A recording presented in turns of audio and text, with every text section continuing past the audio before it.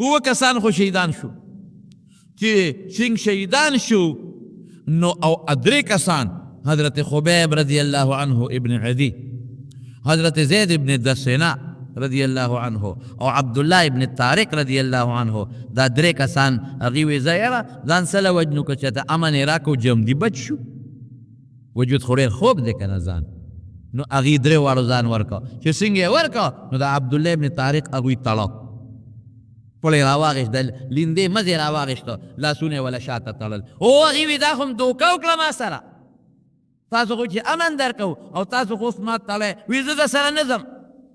جګړه جوړه شوه هغې راښکه دې نه ته هغې راښکه هغه غریب یې ملته شهید کړه د هجرت په درېیم کال په دغه کال باندې د حضور پاک یو درې واقعې نورې پیښې وې یو د حضرت عمر فاروق رضی الله عنه لور و حضرت حفصه هغې سره د حضور پاک د شعبان په میاشت کې نکاح شوه حضرت حفصه چې کله کونډه شوه نو عمر فاروق رضی الله عنه حضرت ابوبکر صدیق باندې حضرت ابوبکر صدیق ته ووی چې زما لور حفصه کونډه شوې ده که ستا خوښه وي نو تا ته به یې په نکاح کوم هغه غږ ونه کړ خاموش پاتې شو حضرت عمر فاروق رضی اللہ عنہ وی چې زما زړه کې د ابوبکر نه ګیله پیدا شوه چې یا به دې قبوله کړې وه ها به دې کړي او که دې نه قبلوله نو ویلې به دې چې زه نه کوم دا خفګان خبره نه ده نو ته چپ پاتې شوې د دې تمه کې وساتلم دوه درې ورځې پسې حضرت عثمان رضی الله عنه ته ووایي چې زما لور حفصه کونډه شوې ده که ستا خوښي تا ته په نکاح کوم هغه وی چې عمر ډیره ښه خبره ده خو دې وخت کې زما واده ته او نکاح ته جت نشته حضرت عمر وی عثمان ته غصه نه ومه ټیک ته یو انسان نه نکاح نه کوي واده نه کوي او صفا ووایي چې نه کوم واده نو د خفګان خبره نه ده خو حضرت ابوبکر صدیق ته په دې غصه هم چې نه یې ښه وکړل نه یې نه وکړل وی چې څه موده تیره شوه نو رسول الله صلی الله علیه وسلم ما نه په خپله مطالبه وکړه د دې خپلې لور د حفصې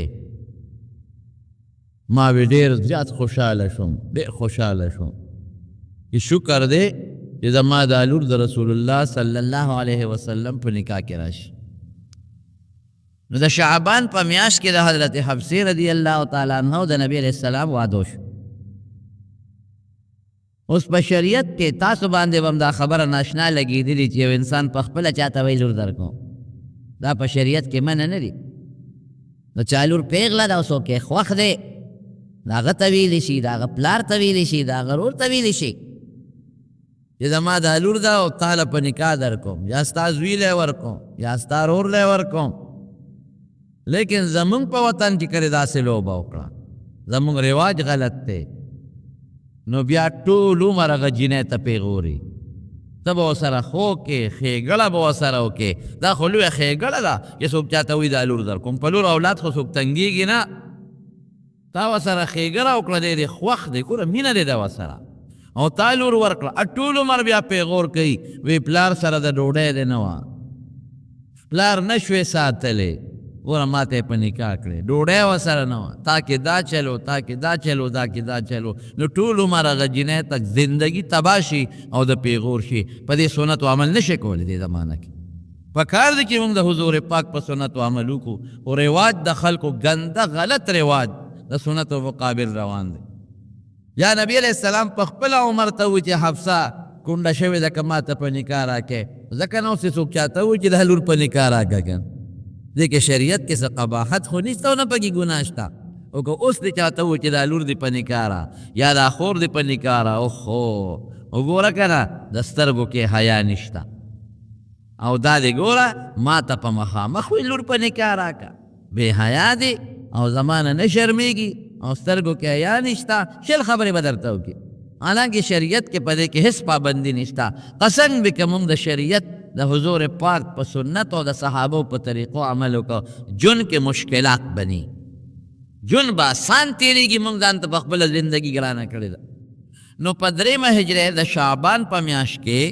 د بی بی حفصې رضی الله تعالی عنها سره نکاح شوه او هغه ام المؤمنین د مسلمانانو مور خدای وګرځوله. هم په دغه درېیمه هجره کې د رمضان په میاشت کې د حضور پاک مبارک نوسې حضرت حسن رضی الله تعالی عنه پیدا شو. په 15 رمضان دی پیدا شوی دی چې د حضور پاک ډېر زیات خوښ و او چې څنګه پیدا شو یو بیبي راوړه نبي علیه السلام ته په غېږ کې کېښود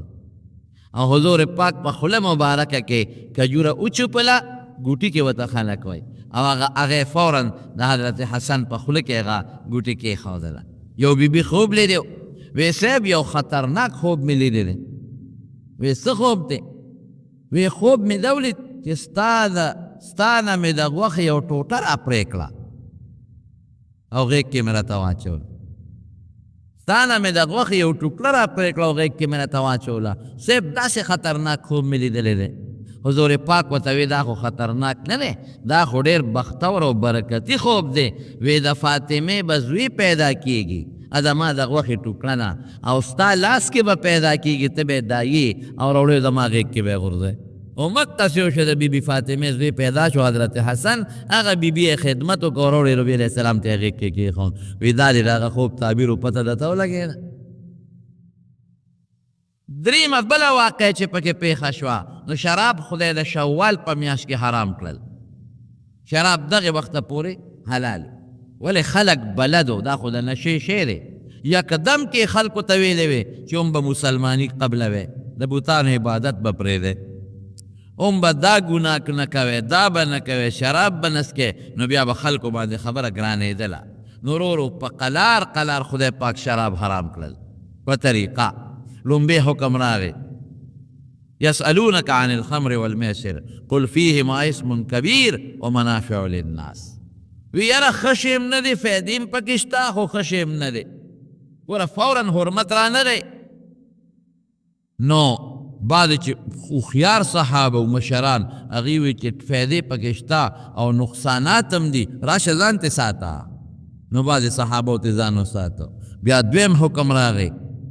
یا ایها الذین آمنوا لا تقربوا الصلاة وانتم سکارا، چې کله مونځ کوئ شراب به نه څکئ. نو بیا بعضې صحابه وی چې که دا ښه وي نو بیا به د مانځه په وخت کې په مونږ ولې حرامېدل. نو نور هم ترې ځان وساته. نو د هغې نه پس بل حکم راغی انما الانصاب والازلام څنګه دی خمر والمیسر رستو راځي رجس من عمل الشیطان فاجتنبوه، باس حرام شو. نو په شوال درېیمه هجره کې دا حکم راغی چې حرام شو. نو صحابه خو به فوراً عمل کو. حضرت انس وی ما خپلو ترونو ته او خپلو مشرانو ته شراب اچول، امې پسکل او فضیخ ورته وی فضیخ په دوات سره دا د کچو کجورو شرابي او قیمتي شرابي. وی په مدینه منوره کې په دغه زمانه کې د کجورو شراب به ملاوېدل. وی هغه مې پسکل. وی دې کې یو سړي آواز وکړو چې ای خلکه شراب حرام شوي دي. بس خمر ورته وی شراب حرام. وی چې د مدینې کوڅې د اوبو د شرابو نه ډکې وې، خلکو چاټې واړولې او د مدینې په کوڅو کې د دې شرابو داسې لختي بهېدل. او یې ما ته هغه ترونو یې وشه د اواز د څه دی؟ وی چې راووتم مې چې شراب حرام شو. بس لاندې لوښي وغورځول. وی چې دا چاټۍ واړوه، چاټۍ مې واړولې. هلته یو جومات دی د احد په لاره کې راځي، مسجد فضیخ ورته وایي، چې کوم ځای کې دا حکم هغوی واورېد او هغه شراب یې توی کړل نو په هغه د یو جومات جوړ شوی دی مسجد فضیخ ورته وایي. دا د درېیمې هجرې د حضور پاک مبارک واقعات. په څلورمه هجرې کې چې څلورمه هجري شروع شوه نو یو څو عظیم واقعات پیښ شوي دي. هسې خو لوی تاریخ د ټول درته نه وی، بعضې چیزه غټې غټې خبرې درته کوم. یو کافر خالد ابن سفیان، خالد ابن سفیان یو ظالم کافر، هغه به د پیغمبر علیه السلام خلاف پراپیګنډې کوله او حضور پاک پسې به سپکې وې او بد به یې وې او چې د نبی علیه السلام نوم به ډېر په بد واغېشته. اوس هم د چا سره روانئ نو په هر مجلس کې سپکه وایي. نو دې خالد ابن سفیان به په هر مجلس کې د نبی علیه السلام بد وې، سپکه به وې او حضور پاک ته به هغه خبرې را رسېدلې. ډېر زیات نبی علیہ السلام پې خپه و چې شپېره مام باندې اسلام نه راوړې او مسلمانېږي نه نو سپکې ولې وې او بیا د دې د پاسه هغه یو لښکر تیار کړ د خپل قوم او ویزو په مدینه حمله کو او کنزل به کول د نبی علیہ السلام مبارک پشان کې یزو په مدینه باندې حمله کو نو حضور پاک ته چوي چې هغه سپېره چې تا پسې کنزل کوي او په هر مجلس کې دې سپکوئ او په مدینه حمله کوي نو نبی علیہ السلام وی یاره څوک به داسې پیدا شي چې لاړ شي او دې مردار کې او دا سر ته پرېږدي په مدینه څه لپاره حمله کوي ته پرېشه او خپل دین نه پېشه ما سره څه ظلم کوي نو یو صحابي پاسېد حضرت عبدالله ابن انیس رضی الله عنه هغه وی د الله رسول ما ته دعا وکړه لاړم ورپسې صحابو کې ډېره زبردسته بهادري وه بهادر خلک او د هغوی سوچ همدغه و چې ځکه سړی مې مړ که غازي بشم او که زه مړ شم شهید بشم او د شهادت خو قرآن شریف کې او په احادیثو کې ډېر بې فضیلت راغلی دی وی صاحب دوا کوه ورغلم پې وی ځه الله دې مدد وکړه چې حضور پاک چاته مخ مخ دعا وکړي چې الله دې مدد وکړه هغې کې بیا درد کېدو سي دی وی لاړم د هغه خالد ابن سفیان علاقې ته اوس یو صحابي چې وردي څونه ګران کار دی یوازې چې وردي او هغه په دې سوچ کې لګیا دی چې لښکر تیاری او په مدینه د حملې کوشش کوي د ګیر چاپېره قبیلو نه علاقو نه بانډو نه خلک راغونډېږي چې موږ په مدینه باندې حمله کوو وی بس غلې غوندې څه طریقه مې جوړه کړه او ځان مې ورورسو وی چې ورورسو چې ټس مې ورکه سر مې ته ووو او رامنډه مې کړې چې سر مې ته ووو سر مې ونیوه په لاس کې سر مې مره ونیوه او رامنډه مې کړې وی چې رامنډه مې کړه خلک راپسې دی او زمونږ مشر او زمونږ سردار چا مړ کړه او سر یې م ته یوړه وی د خو غرونه دي غونډۍ دي یو غونډۍ شاته تاو شوم یو غار و پکې په هغه غار ورننوتم چې په غار ورننوتم الله ورسره اوس مدد کوي حضور پاک دعا کړې ده چې خدای دې مدد وکړه د غار په خوله کې فوراً جولاګې راغې او جالې پکې جوړې کړې لکه څنګه چې نبی علیہ السلام هجرت کو او د غار سور په خوله کې خدای بوټې زرغون کو جولاګي پکې جاله واچوله فوراً جولاګي راغې او جالې پکې جوړه کړه خلک منډې تړلې وي هلکه سړی څه شو وي دې غونډۍ شاته تاو شو چې ګوري نشته وی هلکه دې غار کې وی چې وی کتل وارشو که دې غار کې ننوتېده د جولاګي دا جالې به نه روانې دی دې کې خو بلا جالي د جولاګي یو جالم نه ده دا څنګه په دې ورننوته او د جولاګي جالې روانې نه شوې نو هغې ته لاړل خواره شو یو خوا منډې وی بل خوا منډې وی دا صحابي وی عبدالله ابن انیس رضی الله عنه وی دروازې به چته غار کې پټ وم او د شپې به مې مزل کو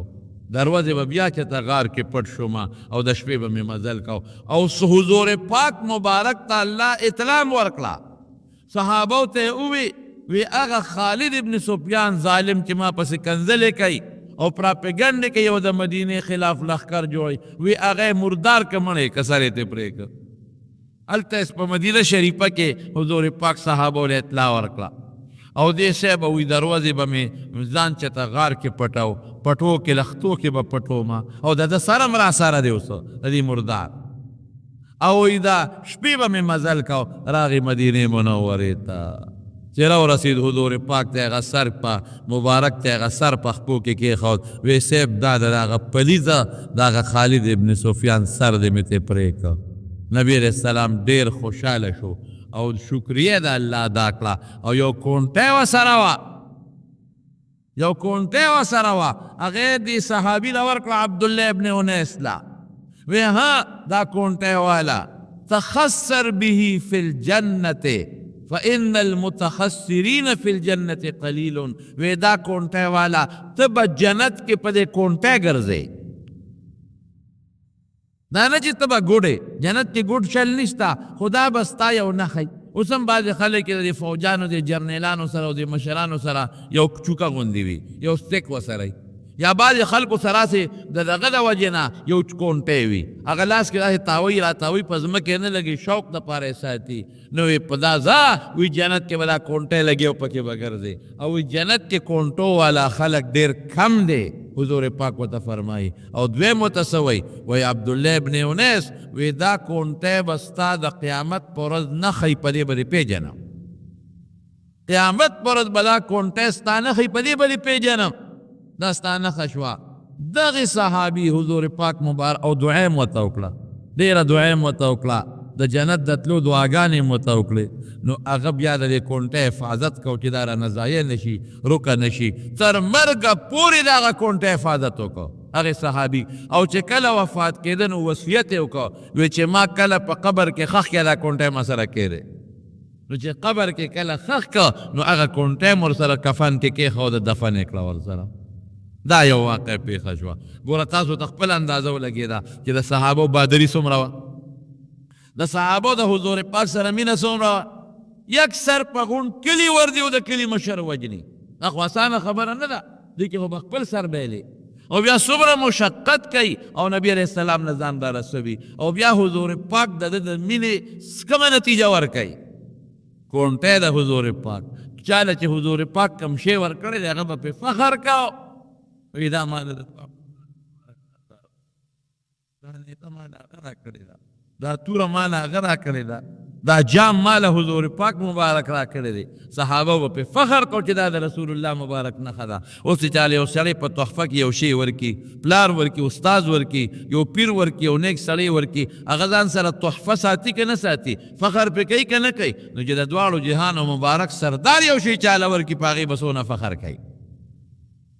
نو یو دا واقع پیښه شو په څلورمه هجرۍ کې بله یو په محرم کې بله یو واقع پیښه شوه په څلورمه هجرۍ کې د سفر په میاشته کې هغه داسې وه چې مدینې منورې ته څه بعضې ظالمان رالل او چې څنګه رالل نو د ظاهر کې خپل اسلام ښکاره که او حضور پاک مبارک ته موږ مسلمانان یو عدل او قاره د دې خلک رجیع دا گیر چاپیرا د مکې او د مدینې په منځ کې بعضې خلک اوسېدل قبایلي خلک و بدماشان اجرتي قاتلان دا ځای په دې خوارو او غله ډاکوانو چې قافلې بتلې دوی به لوټ کولې او چې څوک به یې ومنتل مال به یې ترې واغېسته او چې چاته به هم د کرۍ د قاتل ضرورت و نو به دوی له به یې پیسې ورکړې دا به ورسره 100 کسان لاړل او جنګونه د بل دپاره به په کرۍ جنګونه کول په پیسو به جنګونه کول د مکې کافران چې کله هم د حضور پاک خلاف هغوی لشکرکشي کړې ده نو دا د کرۍ ټټوان به ورسره دوی له به یې پیسې ورکړې او دوی به پیسې واغېشتې بس پیسې به یې ورکولې او مرګونه به یې کول قتلونه به یې کول ډاکې به یې کولې او د نبي علیه السلام خلاف به د مکې خلکو پیسې ورکړې او تورې به ورسره به ګرځېدل به نو دا خلک چې دوی دا قبایل دوی صلاح وکړه د مکې خلکو ورته ووې چې په بدر کې زموږ بعضې مشران مسلمانانو وجلي دي او په احد کې زموږ بعضې مشران مسلمانانو وجلي دي د هغې بدل به راله څنګه والی دې سره په پیسو خبره وکړه هغې وې داسې کار به وکړو چې لاړ به شو او موږ به مصطفی علیه السلام ته کینو موږ به ورته ووایو چې موږ مسلمانان یو او بیا به ورته ووایو چې صاحب زموږ ټول قوم مسلمانېږي یو څو کسان قاریان راکه عالمان چې مونږ یې بوځو زمونږ قوم ته اسلام وښیي نو په دې بهانه به مسلمانان راوچت کو نو چې راولو نو په تاسو به یې خرڅ کو پیسې به راکې او تاسو به د خپلو سردارانو چې احد او بدر کې مړي د هغې بدلې به ترې واله وی به ډېره ښه شو نو یو څو ظالمان لاړل مدینې منورې ته او حضور پاک ته وی صاحب مونږ مسلمانان شوي یو او زمونږ قوم هم ټول مسلمانېږي ډېره ښه ده حضور پاک خو په اسلام د خلکو خوشحالېده وی صاحب زمونږ قوم ډېر دی تا ته پته ده او ګیر چاپېره قبایل دي او ډېر په بدعملو کې مبتلا دي نو که تا یو څو کسان قاریان راکړل چې دا مونږ بوځو او په خپل کلي کې به یې دیره کړو نو خلکو ته به ایمان او اسلام هم وښیي ښکلی عقیده او عمل او اخلاق به هم وښیي ټول خلک به مسلمانان شي او زمونږ قوم خو کېږي مسلمانېږي یو څو کسان راکړه نبی علیہ السلام خوشحاله شو وی ډېره ښه ده نو یو 10 قاریان یې ورسره ولیږل هغه قاریان هغه زمانه کې به قرا عالمانو 10 عالمان هغې وی صاحب د عاصم خو پکې خامخا راکړه عاصم ابن ثابت انصاري دی چې ښکلی قاري و اواز یې ډېر ښه شته او د په احد کې یو سړی سلافه یو ښځه وه د هغې پلار یې وجلی و هغې سلافه ورته ویلي و چې که زما د پلار دا قاتل دا عاصم هم راوسته نو زه به دومره پیسې دله درکوم نو هغې دې ځکه مطالبه وکړه وی صاحب د دې عاصم اواز ډېر خشته دی او ښکلی قیرت وی دې خو پکې خامخا راکړه حضور پاک وی ډېره ښه ده دا 10 کسان قاریان دا نبی علیہ السلام دغه خلکو له ورکړل وی زه هغوی ته مسلماني او دین ښایې او دعوت ته اسلام چلوې او تبلیغ د دین کوې او چې ګیر چاپېره کمې قبیلې ټول ته دین ښایې او پټ ورته حضور پاک یو بله ډیوټي مواله کړه وی مونږ له لږه جاسوسیم د مسلمانانو کوې ځکه چې ګیر چاپېره دشمنی دي او د مکې خلکو سره دشمنی دي نو دا جاسوسیم کوې که سره مکې والا خلکو بیا په مدینې د حملې اراده کوله یا بلې قبیلې کوله نو مونږ ته به اطلاع رارسوې هغې وی ښه دا 10 قاریان سیمان د قرآن لوستونکي دا علما د صفې خاوندان چې حضور پاک سره په صفه باندې ناستو او د رسول الله صلی الله علیه وسلم نه به دین او قرآن زده کو دی ورسره کړل چې لاړل هلته یو قوم بلو نحیان دا بدماشان ما درته وختي ووی هغوی ته خو پته وه چې په څه طریقه په دوکه به مسلمانان راولي دا چې کم تلي ورپسې د دوی نه یو کس چې د ځان له شو بس بانه باندې او هغه قوم ته الوي چې 10 مسلمانان هم را روان کړي دي وی کوم ځای دي وی فلان کې ځای ته م را رسولي دي وی زه ډېره ښه ده نو 200 بدماشان ورپسې راووتل دا صحابه خو غریبانان روان دي چې موږ خوشحاله دي چې د دغه علاقې خلک مسلمان شوي دي موږ ورته دین ښایي دعوت به ورته ورکو تبلیغ به وکړو خوشحاله دي او هغې 200 کسان ورپسې راوچت شو نو قدمونو نښو ته ګوري د قدمونو نښو ته نو د 10 کسو قدمونو خو پته لګي وی تاسو نه کوم ځای بیل شوي دی یو کس ته وی دې ځای پورې ورسره زه یو ځای رالم په دې لاره لاړل نو هغې ورپسې روان شو نو یو ځای کې دي کجورې خوړلې وې د صحابو د مدینې نه ځان سره راوړې وې د هغې هډوکي پراته وو چې ویې کتل دوی به پېژندلې کجورې او د کجورې هډوکي به یې پېژندل هلکه وي دلته یې کجورې خوړلې دي ښه دې ځای نه مخکې چې ته تللي دي چې څو پسې لاړل نو صحابو سره میلو شو او صحابه 10 دي دا 200 دي دا بدماشا او په دې 200 کې 100 تیرانداز دي د غشو ویشتو والا دي و چې صحابه ولیدل اوهو دا خو مونږ سره دوکه وشوه مونږ خو یې په دوکه راوستو مونږ ته خو یې وی چې زمونږ قوم مسلمانېږي دین به ورته ښایې او دا خو یې راپسې بلا بدماشان لښکر راوسته نو صحابه یو غونډی و هغې ته ترې وختل دا 200 کافران ته ګیر چاپېره تو شو ورته وی تاسو خو مونږ سره دوکه وکړه او حضرت عاصم رضی الله عنه د الله په دربار کې سوال وکړ الله ته لاس اوچت کړه اللهم اخبر عنا رسولک خدای خپل پیغمبر زموږ نه خبر کړه مونږ خو ګیر شو مونږ سره خو وسلیم نشته او دا 200 سره مقابله به څنګه کوو اللهم اخبر عنا رسولک اے خدایا زمونږ نه خپل پیغمبر خبر کا بس نبی علیہ السلام مبارک تک پسې په جماعت کې ناستو او په سترګو مخې بدل شو او سترګو نه اوښکې وبهېدلې صحابه وی څه چل دی د الله رسوله وی عاصم او د هغې ملګرو سره دوکه شو اوس جبریل هغې ماتی دوکه شو ظلم شو او ګیر شو اوس داسې ځای کې دي چې صحابه مدد لم نشي وررسېدی او مکې ته نږدې خلک دی 100 کیلومیټر مزل دی ستړي ستومانه خواران ګیر شو خدای سوچ اوس به څه کېږي او غریبانان ستړي دي او غریبانان بې څپلو بې جامو دي او په جدا مقصد لاړل او ګیر شو مسافر دی خدای دا سوچ چې ګیر شو دا دعا وکړه هغه خدای قبول کړه حضور پاک ته خو اطلاع راورسېدله د کافر ورته څه وی هلکه وي مونږ خو ستاسو استقبال له راغلي یو راکوشې څه درته نه وایو د هغې مقصد دا و چې دا 10 جمدي ونیسو نو په مکه باندې په کافرو خرڅ کړو بله پیسې به پرې وګټو او د مکې کافر به د خپلو مشرانو په سر کې یو مړ کړي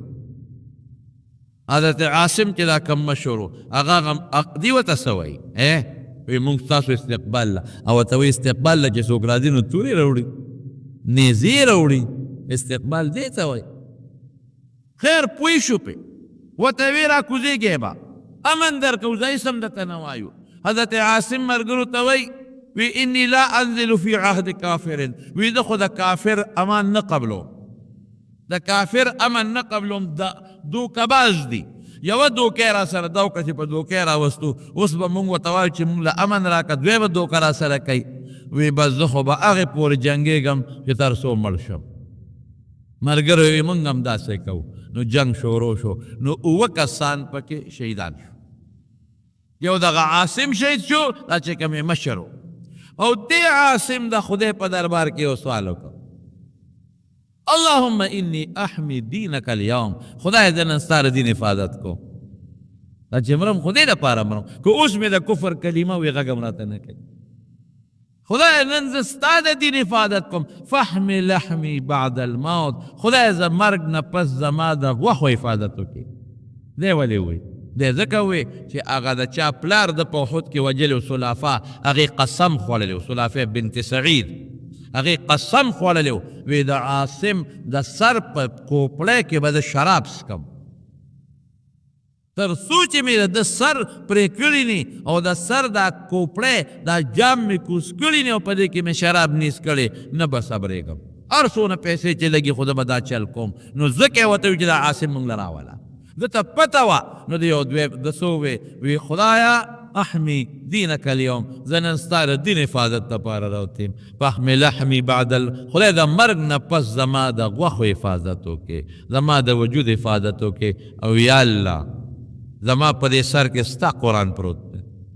د قرآن حافظ دی قاری دی دې سر کې دې مازغو کې ستا قرآن پروت دی نو چې ستا د قرآن په جام کې خدای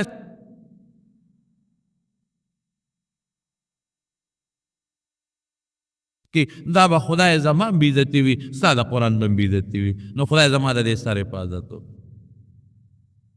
الله دعا قبول کړه صحابه دعا خدای په قبلی شهید شو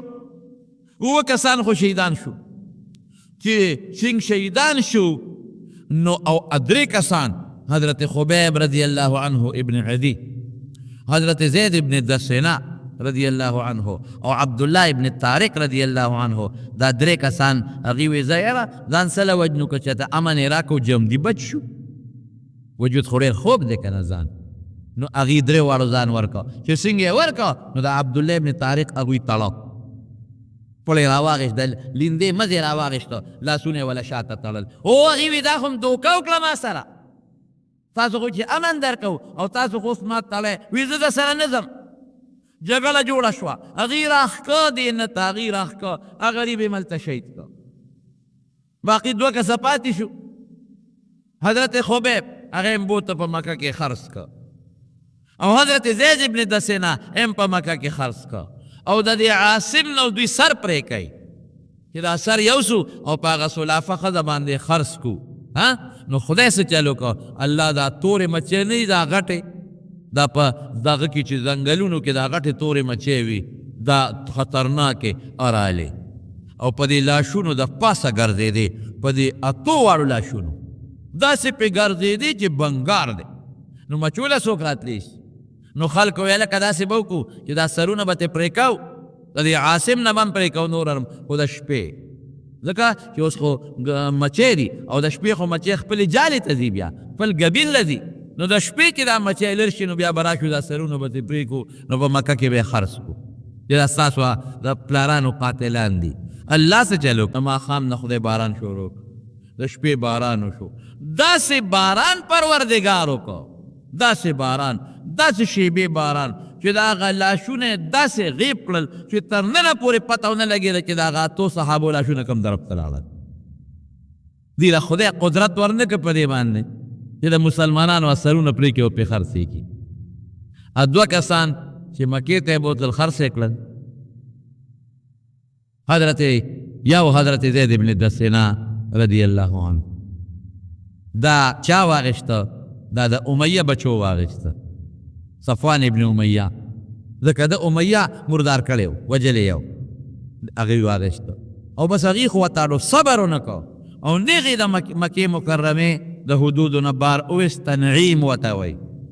چې کوم ځای کې مسجد عایشه دی او خلک د هغې نه اوس هم د عمرې نیت کوي هغې ته زمین حل وایي. نو دي هلته زمین حل ته د حرم د حدودو نه بار یې وویسته او هلته کې شهید که. او چې کوم وخت کې شهید کوي نو بر یې اوچت که او په ستن پورې وتاړه بره او په نیزو یې وسوی چې سات یې وباسي. نو ابو سفیان وله راغی. دغه وخت کې د مکې د کافرانو سردار و. وروسته خدای مسلمان کړی دی، خو دغه وخت کې خو لوی دشمن دی. راغی وی عاصمه وی زیده وی یو ارمان وکړه نو پرېږدو دی، یو ارمان وکړه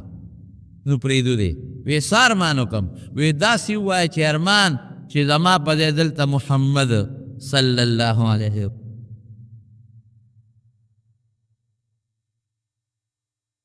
صحابه دا ټکې د خولې نه وباسه پرېږدو دی. او په دې ټکې خو ستاسو دا پیغمبر دلته نه رارسي، خو ته پې خلاصېږې. ځه دقسې ووایه که زما په ځای هغه دلته تړلی او ما د خپلو ښځو بچو سره خوشحالي تېرولی او د سکون ژوند، نو څه ښه به وه دومره ووایه. چې دی ووایي حضرت عاصم بره تړلی شوی دی او په جوش کې راغی. وی ابو سفیان څه دې ووایي؟ وی زما د قسم په خدای وي چې که زما وجود ټوکړې ټوکړې شي دا مې خوښه ده، خو که د حضور پاک شپې مبارکې ته ازغې درنه کېږي نو هم نشم برداشت کول. یو غنه ازغې ورته ننوځي هم نشم برداشت کولی. ځینې ټوکړې ټوکړې شم خو چې د هغه خپې ته ازغې او غنه دننه نه شي. دا دې څه خبره وکړه؟ ابو سفیان ملګرو ته وی قسم دی که د محمد داسې ملګري ما لیدلی صلی الله علیه وسلم، داسې جان نثارات، دومره عاشقه، دومره مینې والا. په دې پوټۍ خبره د ده پیغمبر دلته نه راځي خو دې پې خلاصېږي. برداشت نشي کولی د خپل پیغمبر خلاف، د خپل پیغمبر خلاف یوه خبره نشي زغملی. زمارو نن موږ څنګه کوو؟ نن کولاو زموږ د نبي علیه السلام سپکاوي کېږي. د هغه د دین سپکاوي خو د هغه سپکاوي شو که د هغه د دین سپکاوي کېږي. د هغه په مدرسه کې خو د هغه دین ښودلی کېږي، د مدرسې سپکاوي کېږي. د هغه علما خو هم د هغه احادیث او د هغه دین خلکو ته ښیي که نه، هغه علما سپکاوي کېږي. لکه زما د زوی چې څوک سپکوي دا چا سپکه ده؟ زما سپکه ده که نه ده؟ او لږ به مخکې راشم، زما شاګرد چې څوک سپکوي دا د چا سپکاوی دی؟ زما سپکاوی دی. نو دا علما خو د پیغمبر شاګردان دي، د هغه دین خلکو ته رسوي. سوچ موږ نه دی کړی. ګورئ لږ سوچ سره کار وکړئ. قاریان، حافظان، عالمان دا خو د پیغمبر وارثان دي او د پیغمبر وړلی شوي دین خلکو ته ښایي او د پیغمبر مبارک شاګردان دي، خو د شاګرد د شاګردانې دي. نو د هغه سپکه چې ده دا د چا سپکه ده؟ د حضور پاک. نو ته څنګه د حضور پاک سره مینه لرې؟ مدرسه کې خو د هغه دین ښودلی کېږي که نه؟ مدرسه کې خو ملا خپل ځان له څه شی نه دی جوړ کړی. که تنخوا لی خو غریب به بچي به څه خوري؟ خامخا به اخلي تنخوا. خو فایده خو یې دا ده چې خلکو ته د حضور پاک دین ورسي، قرآن ورسي، حدیث ورسي، شریعت ورسي، فقه ورسي. دا مقصد دی. نو ګورې یاد وساتئ پیغمبر ته یوازې کنځل کول د پیغمبر سپکه نه ده، دغه د پیغمبر سپکه ده. خو د پیغمبر وارث ته کنځل دا هم د پیغمبر سپکه ده. د پیغمبر چې کومه مدرسه کې د پیغمبر دین ښودلی کېږي هغه مدرسې ته سپکه ویل دا هم د پیغمبر مبارک سپکه ده. او چې د حافظان او قاریان چې مترسي دا غي سپکه ده، د پیغمبر سپکه ده. مسلمان چې یې او د حضور پاک سره دی مینه، نو چې څوک د حضور پاک د دین خدمت کوي، کوم ځمکه کې د حضور پاک د دین خدمت کېږي، کوم خلک د حضور پاک وارثان دي، د هغه د مخه به د هغې خلکو قدر کوي. دا بسته ایمان زما رونو. نو هغه حضرت زید ابن دسینه غریب خوی په دې کې شهید کړ. حضرت خبیب ابن عدی رضی الله عنه هغه یو چا باندې خرڅ کړیو.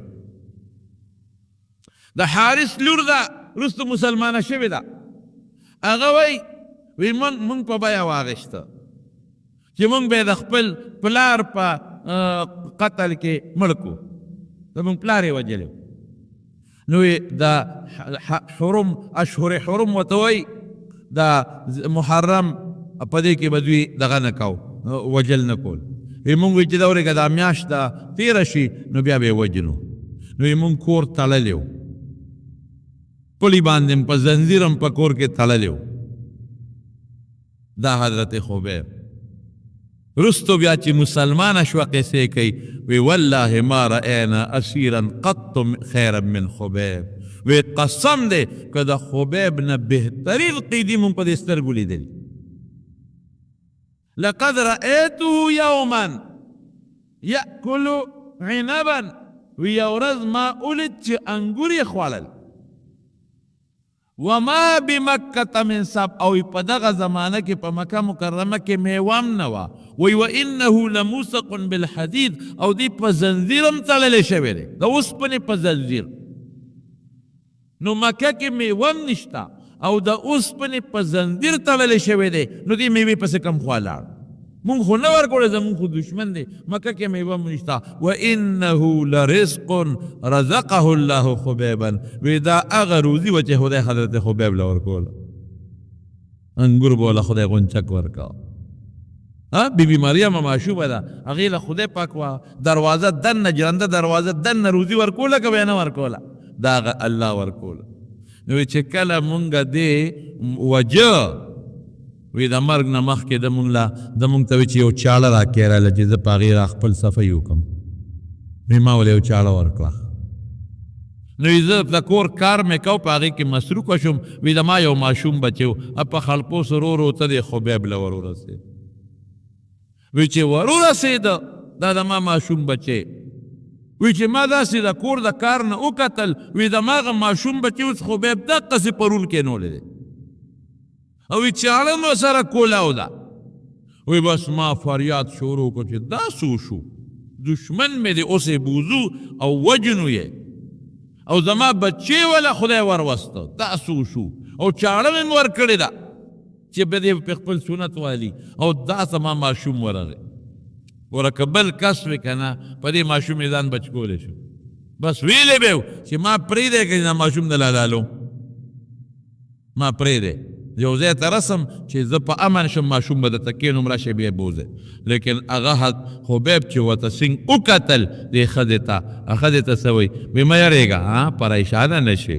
هېڅ فکر مه کوه راشه دا خپل بچی ریوال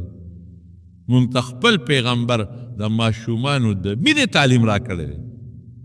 د کافر د بچي سره به مینه کې محبت به کې ظلم نه کوم راشه دا ماشوم دی وانه وی خپل بچی راله راکړه وی بوم ته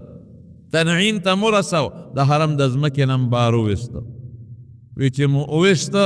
نو وی مونږ وی ده راته وی چې ما له یو ټیم راکې 2 رکاته نفل کو نو وی 2 رکاته نفل یې وکړل خو لږ زر زر یې وکړل وی بیا وی چې افسوس تاسو زړه کې دا تېرېږي چې دې ځان له ژوند زیاتوي دا نفلونه کوي ځان له وخت زیاتوي که دا خبره نه وي نو ما به دا مونځ ډېر اوږد کړی وی ډېر اوږد به مې کړی خو تاسو به وایي چې د مرګه یېرېږي نو ځان له لږ مونځ اوږدوي وخت تېروي او بیا یو خیره ورته وکړه اللهم احصهم عددا او وقتلهم بددا ولا تبق منهم احدا خدایا دا قوم ټول هلاک کې خدایا ته کم کې کمول دا چې پکې مړې کې او خدایا زه په دې مردار کې خیر یې ورته وکړل نو بیا اوچت کړه نو د مرګ نه مخکې 2 رکعته نفل نو علما لیکي امام بخاري لیکلي وی دا یو طریقه اوس جوړه ده چې څوک وجني دله پکه یا 500 سزا پېوخېږي نو که وخت ورسري نو 2 رکعته نفل دې مخکې وي دې زمین کې یو بله واقع به ویم د حضور پاک یو صحابي دی حضرت زید ابن حارثه مشهور صحابي دی زید ابن حارثه طائف ته تللی د طائف نه چې واپس را روانو نو پخوا خو سورلی چا سره نه اوس موټر یې خلک په کاری نیسي نو د یو قچر یو سړی هغه سره قچر نو ده ورته هغه ورته ویل که چېرته ځې مکې ته وی زه به دې بوځم کرۍ راکړه که نه وی ډېره ښه او دا د حضور پاک په ژوند کې دا خبره ده نو زید ابن حارثه رضی الله عنه ورته ډېره ښه ده دومره کرۍ به درکړم ما ځان سره په دې څاروي بوځم راسور یې کړ چې راسور یې کړ راته نو یو خطرناک ځنګلو او شا علاقې وې هلته راورسېدل زید ابن حارثه و چې او ما په خپله دا لارې په دې سفر کې ولیدل ډېرې شاړې اوږدې او د غرونو منځ کې خطرناکې لارې وی چې څنګه رالم او دې شل علاقې ته راورسېدم نو دی په دې د انسان کوپړې اندامونه پراته دي. بس وی ډېر زیات ویرېدم او وی دې سړي ټوپ کړې د هغه قچر نه او یو غټه چاړه یې راوویسته. وی ما ورته چې په ما څه کې خو چې څه مال را سره نو هغه مال بدله درکړم او ما پرېږده. وی نه بیا خو د ما د پته ولګي خلکو ته جلال کې خو د ما ځای به ښیي اول به تا وجنم وروستو به دنه مال اخلم. وی مې چې ښه دی یو 2 رکعاتو نفلو مقرره کړه. وی هغه غل وخندل په خلط خلطه. وی چې دا څومره دلته مړه پراته دي دا ټولو مونځونه کړي دي خو مونځ رانه څوک نه دي بچ کړی. ځکه نه دا ستا مې یو ارمان دی زه وکړه دا مونځ دی. وی په مونځ څه پوهېدم یاره دی را باندې چې مانځه کې غزار کوي که څه چل کوي چې مونځ مې خلاص کړم یا ارحم الراحمین. وی چې بیا ما وی یا ارحم الراحمین بیا یو غیبي اواز راغی او وی دې سړي ته وی چې مه وه. وی دې سړي داسې یو خوا بل خوا کتل چې د اواز د چا دی. وی ما بیا وی یا ارحم الراحمین. وی بیا یو غیبي اواز راغی او دې سړي ته وی چې مه وه ګورې. وی ما چې زه مدد له خو جوړ څوک راغی او وی دې سړي چې د اواز به شو یو خوا بل خوا به یې غل کتل. وی بیا ما وی یا ارحم الراحمین. وی چې دریم ځل مې وی وی سړی راغی یو سړی مې ولیده او سړي سره نیزه ده او د نیزې په خوله کې اور بلیږي. وی چې دې سړي ولیده نو دې ورته ور مخامخ شو. وی بس هغه په هغه نیزه وو. وی داسې په نیزه وو چې پړ مخ یې وغورځېد او د اور شغلې ته وختې مردار شو.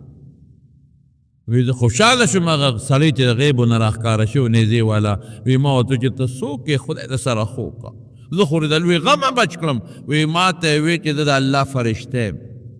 تا چې مونځ وکړه او تا اواز وکړه یا ارحم الراحمین نو زه په 9 اسمان کې وم.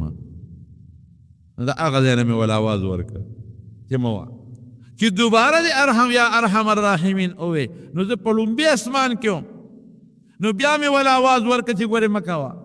نو چې په درې باره د یا ارحم الراحمین ووې نو دقه ستا خواله رسېدلم سړی به دل عمل کوه. اوس یو حدیث ته ویل نبی کریم صلی الله علیه وسلم فرمای وی چې چا درې ځله ووی یا ارحم الراحمین یا ارحم الراحمین یا ارحم الراحمین وی هغه فرشته دې سړي له اواز ورکوي چې بنده الله درته متوجه دی څه ترې غواړې غواړه. الله درته متوجه دی شابه څه چې غواړې نو څه غواړه. بعض علما دا په اسماء صفتیو اعظمیو کې هم شماري اسم اعظم نه هم شماري. خیالم راغی نو دا مونځ ډېر لوی برکت دی خو چې خشوع خضوع سره او الله ته چې اواز دی وکړه نو پروردګار په دې خپل بنده ډېر خفه کېږي خو چې دله نه دی ورته اواز ګورې وکړه چې دله اواز دی نو خیر دې غریب خدا خیره ورته وکړه اوچته یې کوې تړه او چې وی تړه نو شروع یې په نیزو په غشو وکړه. نو دی یو شعر وی ولست ابالي حين اقتل مسلما على اي شق كان لله مسرعي وذلك في ذات الاله وان يشاء يبارك على اوصال شلو ممزعي. بخاری شریف کې دا شعر شته په جلد ثانی کې. وی چې د خدای لار کې مرم د الله د رضا دپاره وی هېڅ پروا مې نشته او وی که خدای وغواړي نو زما په دې ټوټې ټوټې اندامونو کې به خدای برکت او خیر واچوي چې مسلمان مرم هېڅ پروا مې نشته. لست ابالي حين اقتل مسلما على اي شق كان لله په هر طرف چې پرېوتم پروا مې نشته پړ مخې په شاوکه په ډډه خو چې د الله دپاره مرم نو پروا مې نشته. ولې صحابو ته پته و شهادت به خدای راکړي د شهید خو ډېره لویه مرتبه ده وذلک فی ذات او زما د عمر خو د الله دپاره دی د الله د رضا دپاره دی چې خدای وغواړي زما ټوټې ټوټې اندامونو کې خدای برکت واچوي. صحابه ګزارونه یې پرې وکړه شهید شو غریب خو ده هم یو ټکی ووی دی چې کله مړ کېده نو ده یو اواز وکړه الله وی څوک شته نه چې زما خبر زما سلام رسول الله ته ورسوي صلی الله علیه وسلم. لیس احد یو کس نشته یبلغ مني السلام لرسول الله صلی الله علیه وسلم. اللهم فبلغه مني السلام. علامہ عینی لیکلی دی په شرح د بخاری کې خدای زما سلام رسول الله مبارک ته ورسوي. نو حضور پاک په دقه سي بیا په محراب کې ناستو او فورا سترګو نه اوښکې وبهېدې وی وعلیک السلام یا حبیب.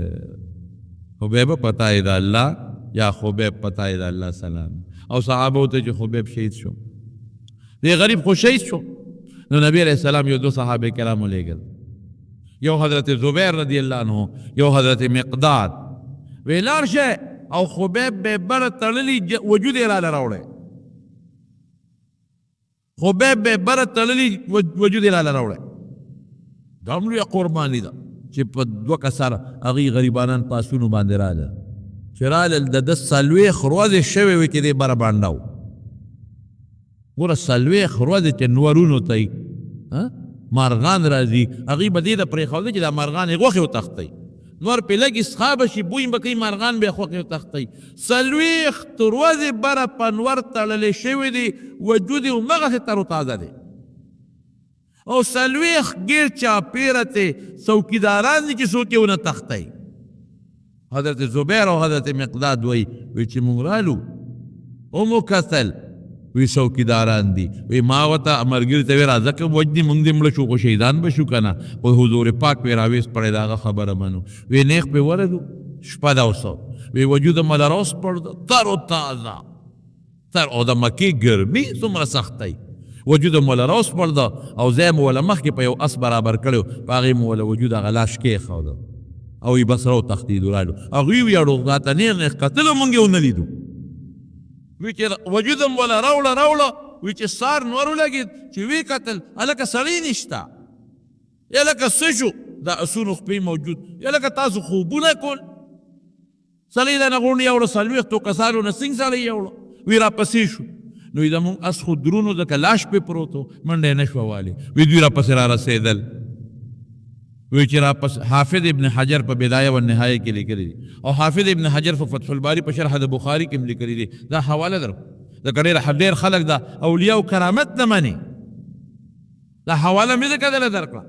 وی چې څنګه دوی را نږدې شو وی ما وی مونږ وی چې دا خو اوس مونږ هم ګیرېږو. وی د لاش هم واغېشته په ځمکه هم کېښود چې بس د خدای دې اسره شه او مونږ خو د نه ځو چې ځان اوس بچ کړو. چې لاش څنګه په ځمکه کېښود ځمکه وشلېده او لاش پکې وردن نه شو. بلیع الارض ورته وایي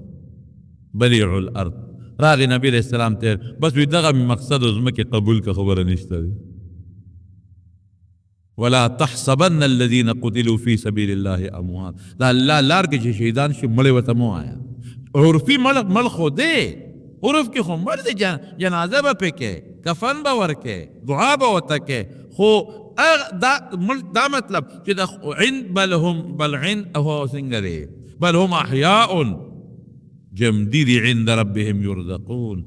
جون او مرد چا په لاس کې دی د الله. مرګ یې پرې راوست مرګ نه پسې ولا بیا جون ورکړه او الله روزي ورکوي. تاسو خپل اندازه ولګوئ دی نه چې څلوېښت ورځې یو ځای کې د یو سړي باندې ورونه دې پې لګي د پاسه دی څښا کېږي نه او بیا ځمکې شلېږي او پکې وردن نه کېږي. او بل صحابي ته ګوره خدای د سر حفاظت کوي. بخاری کې د بخاری حدیث دی چې الله تعالی تورې مچۍ راوستې دا ډمبرې مچۍ او د پاسه پې ګرځېدلې او د هغوی نه خدای وساته. ولې دعا یې وکړله دا د هغې یو بزرګي او یو کرامت شو. او د بیا اوبه رالې باران او لاشونه یې وله غیب کړل د مارونو. یو خو ته د شهید مقام معلوم شو چې د شهداو د خدای په نس مقام دی. یو حدیث پاک کې راځي د شهداو متعلق راځي ارواحهم فی جوف طیر خضر. د شهداو روحونه به د یو شنې الوتکې پکې پراتی یو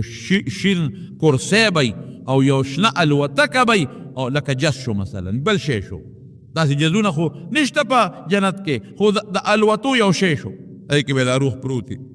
لها قنادیل معلقه تحت العرش. د الله د عرش لاندې به د هغې جالې به د هغې ځای نه به هلته به دا روحونه پراتی تسرح من الجنة حيث شاءت چې کوم ځای خوښوي نو په جنت کې به چکرې لګوي. د شهید دا مقام دی د خدای په نس. ولې د الله په لار کې د خدای د دین دپاره یو سړی ځان قربان کی او د حضور پاک د محبت دپاره یو سړی ځان قربان کی د حضور پاک او بیا د نبی علیہ السلام په حکم ځان قربان کی. خو دغه دین خو دغه قربانو برکت دی چې ما تا ته رسېدلی دی که نه. که صحابو دا شهادتونه نه وي شوي او دا جهادونه یې نه وي کړی او دا قربانۍ یې نه وي کړی دا دین به مونږ ته څنګه را رسېده او په اسانه نه را رسېده. نو دا د صحابو قرباني د دین دپاره محنت او د صحابو لوی شان او بهادری او د خدای د صحابو سره مینه او محبت او د مرګ نه پس د هغوی د لاشونو حفاظت دا د دین د حقانیت نښه ده. د حضور پاک د دین د حقانیت نښه ده. د حضور پاک د حقانیت نښه ده او د اسلام د سچایۍ نښه او د بلندۍ نښه ده او د هغې قربانۍ دي. نو دا څو خبرې مې ستاسو خدمت کې عرض کړلې. په دغه بنیاد د حضور پاک سناسه سیرت د هغې حالات د هغې د صحابو او د شهادت متعلق یو څو خبرې مې دا یوه خبره ده تاسو ته پته ده چې زمونږ په دې جومات کې د حافظانو او د قاریانو او د ناظرې درسونه روان دي. موږ دویم چت هم دې دپاره جوړ کړو چې د الله د قرآن خدمت پکې کوي او د الله د دین خدمت پکې کوي. او هېڅ قسمه موږ تاسو ته پته نه وله چندې غواړو او نه وله د خلکو نه پیسې غواړو. تاسو ته معلومه ده دا ستاسو د جمعې په ورځ چې له 100 روپۍ راغونډېږي په دې باندې د جومات خدمت هم کېږي او د ماشومانو خدمت هم کېږي. نو د هغې ماشومان یو څو ماشومان فارغ شوي دي د 9 په ورځ باندې به د هغې دستاربندي وي دلته د هغه وړو د 9 په ورځ راتلونکې 9 په ورځ باندې به د هغوی دستاربندي وي 3 بجې د 3 بجو نه د مازدیګر د بانګه پورې مازدیګر مانځه پورې راتلونکې 9 ورځ 3 بجې د مازدیګر د بانګه پورې. نو تاسو خو زمونږ د جمعې مقتدیان هم یې او ستاسو روپۍ او په 2 روپۍ دا مدرسه چلیږي هم چې تاسو کوئ. نور خو مونږ نه چندې غواړو چې سوالونه وله کوو او خدای پاک یې چلی او تاسو خوش قسمت تاسو هم خوش قسمت چې تاسو په دغه 2 روپۍ د خدای د قرآن دلته خدمت کېږي او د دې محلې خلک هم خوش قسمت دی. د دې محلې خلک دا هم خوش قسمت دی چې د دې په دې محله کې ځکه د محلې خلک یې خدمت کوي که محلې خلک هم خدمت کوي او جومات ته د محلې د خلکو دی. نو د محلې خلک هم خوش قسمت دي چې الله تعالی د هغوی په ګوند کې د هغوی په جومات کې د قرآن شریف دغه یو لوی خدمت روان کړی دی. نو چې څومره دوستان یې د راتلونکې 9 په ورځ باندې 3 بجې انشاءالله دغه ماشومانو سره په دا خوشحالۍ کې ځان شریک کې چې کم د لرې ځای وي پېښور یو ځای بل ځای خیر دی هغوی خو تکلیف نه کوي خو چې کم داسې د نږدې ځای علاقې ملګري وي نو دا هغه ماشومان دي د قرآن خوشحالي یې ده. نو که تاسو د هغه ماشومانو بچو سره د قرآن په دې خوشحالۍ کې ځان شریک کړه انشاءالله خدای به دله په هغې باندې اجر او ثواب درکړي ماشومان به خوشحاله شي او د قرآن د حالاتو نه به انشاءالله العزیز څه نه څه خبر شي. ښه جي